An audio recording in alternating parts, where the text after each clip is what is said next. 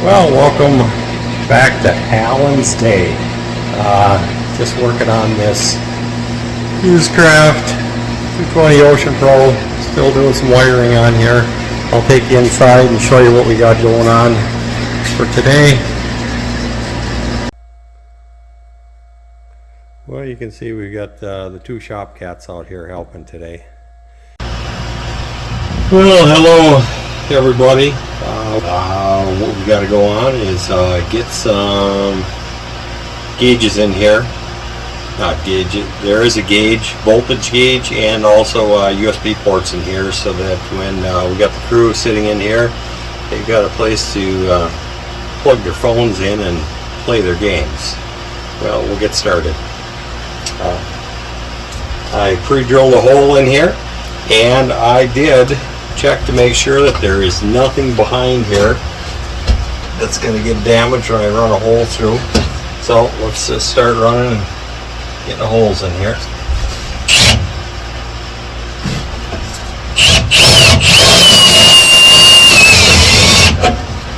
To cut down on the mess a little bit, I am going to vacuum as I drill. That'll help doing the cleanup, because I do have enough cleanup already going on here. So, and make sure you got safety glasses on.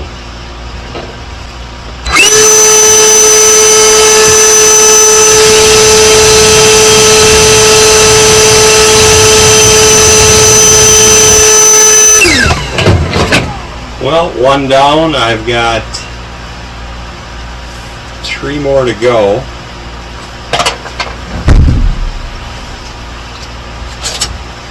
And I do have to do a little bit of hole cleanup on here.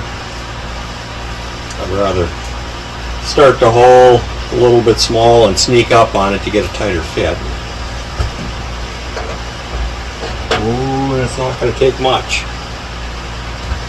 Just going to take my deburring tool wherever I left that last.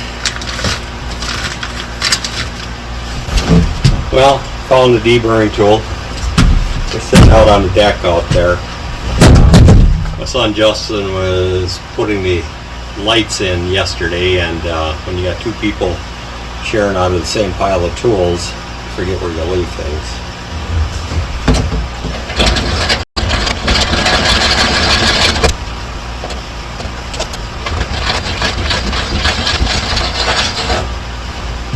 Deburring tool. It's got a sharp edge on it, and that's opening up this aluminum pretty good. Well, a little bit more. Ooh, perfect fit. Well, I will get this one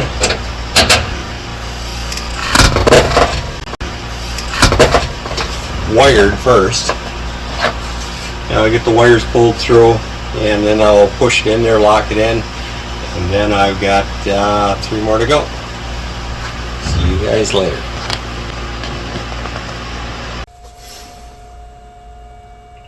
Well, I'm back again. I got all the holes drilled. Let me get you down in there and show you what we got. Got all the holes drilled for the USB power outlets. Tell you a little bit about these outlets, how they've evolved. Originally, everything was this style right here. You just plug it in, cigarette lighter style. Then things started switching over to USB. So this was the updated. Now what's happening is this outlet has USB on the top, and there's USB-C, which are the 2 smaller ones, which is the new up and coming. So as long as I'm putting them in, I might as well update a little bit, because there is a lot of items that are plugging into those USB-Cs. I'm still going to use this one right here with this cigarette style power plug. Reason being is I've got a old 12 volt, it's called a lunchbox. It's just you throw your food in there, you leave it sit plugged in for about 8 hours, you come back, and it's nice and warm and toasty. It's great for throwing in pasties or Hot Pockets or something like that. Come back at the end of the day and it'll be hot. So Anyways, this is going in here yet, hiding that back behind this corner here. So I will get started and get this wire pretty straightforward. Just going to start out with, got the wires all pulled through, run to the fuse box,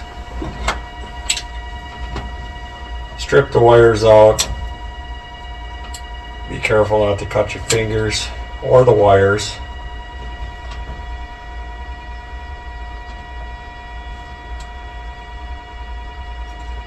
Well, I wish I could get you in here a little closer and show you what I got going on here, but I've got no place to park you. So, with these plugs, there is directional as far as having a positive and a negative on where it's hooked into the outlet. And to mark those, I'm just going to simply slide a little piece of heat shrink over the top of the positive wire. That way, if it ever gets unplugged or moved, that the next person, they know which is the hot wire. I've got the same thing on the other side there.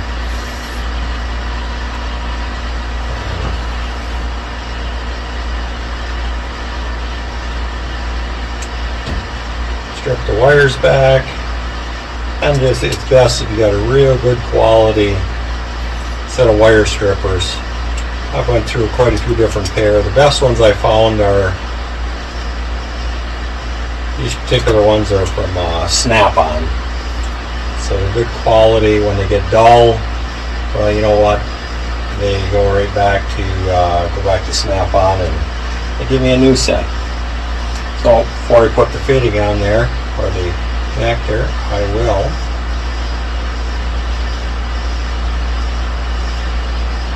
slide my red heat shrink on there. I think I can cut this in half to fit a little bit better. All we know is just need to have a marking on there.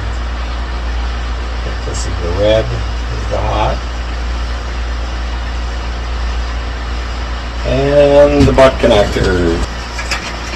They're the heat shrink style. This is the end, it's a spade type that fits on there. And because I'm running two wires in here, that's why I'm going with the yellow ones, the bigger ones. Set. They're real easy on the hands. You spend enough time crimping and squeezing pliers, your hands are eventually going to burn out. So pay up, get a good quality pair of these. Once again, these are Snap-on, good quality. Got some leverage on here.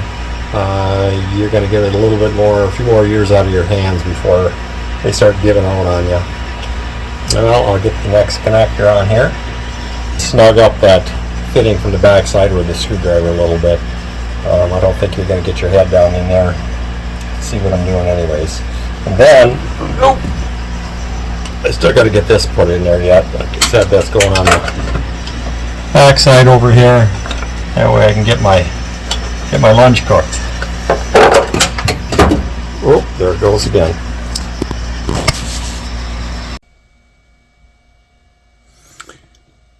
Well, I'm ready to wire up another outlet here. Well, I've got that in, and it's the USB and the USB-C and the volt gauge all in one on here. That way everybody can help monitor the voltage on the batteries. So I will show you how I terminate the wires in this block here. So I've got this wire. I make these boards up, quite a few different projects. That way I can run wires behind the boards, and I've got a series of holes put in here just randomly all over the entire board before I start, and that way I can just, wherever I need to, I can just run wires up into it. So I just fish the wire up through the back of the board, and cut it off right here. I like to leave just a little bit extra. That way I can tuck it in behind the panel there if I ever got to adjust it or do something different with it. So strip some wires back without cutting any fingers or wires, or cut.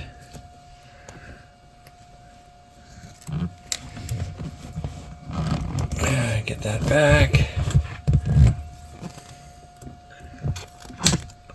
Nip it off and strip it.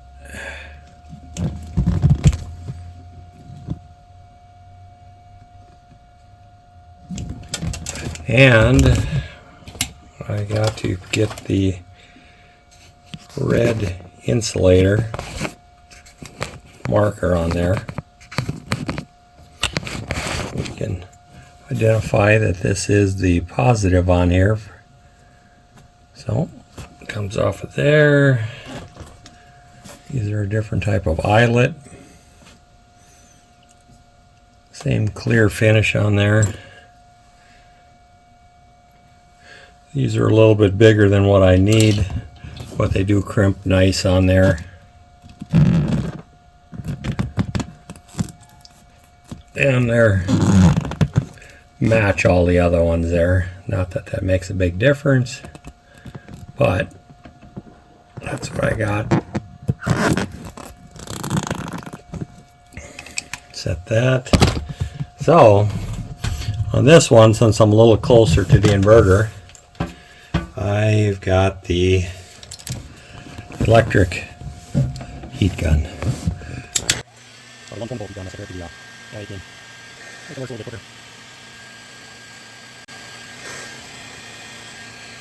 And that's hot.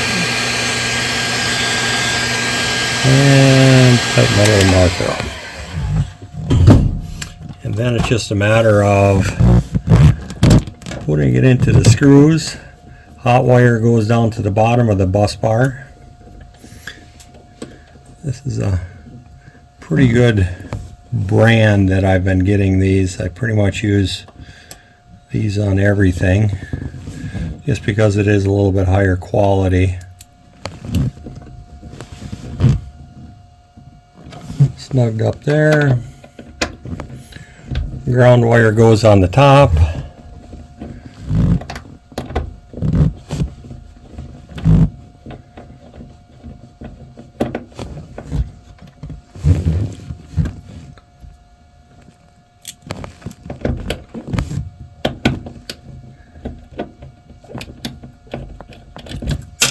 Oh, we lost her. At least it didn't go down to the bottom of somewhere where you can't get it out of there.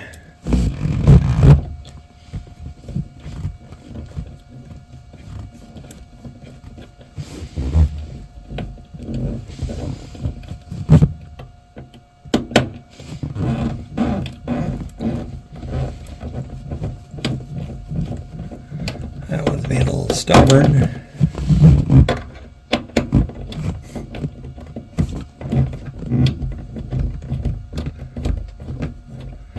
There we go. That's snug. That's snug. And I just tucked the extra wires back in the back. And the fuse. For this one outlet, I've just got a small little blade fuse. But, there again, just put just a little dab of dielectric grease on the ends of the, just to fit in there. I don't know what it does. It does any good, but it makes me feel better.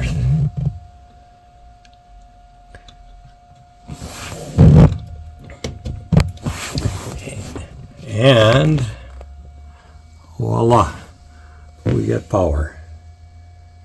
So that is how you hook up a USB port for there. Those, got them off of Amazon. They're relatively inexpensive. It's Blue Sea. There you go. Blue Sea system. I use that on quite a bit of stuff. We got the shop cat out here. That's Taz. Thank you for watching Alan's Day. Life is about making choices. Some things are already perfect. Some things you may choose to upgrade. This channel will show you both. Please like, subscribe, and share. Thanks again.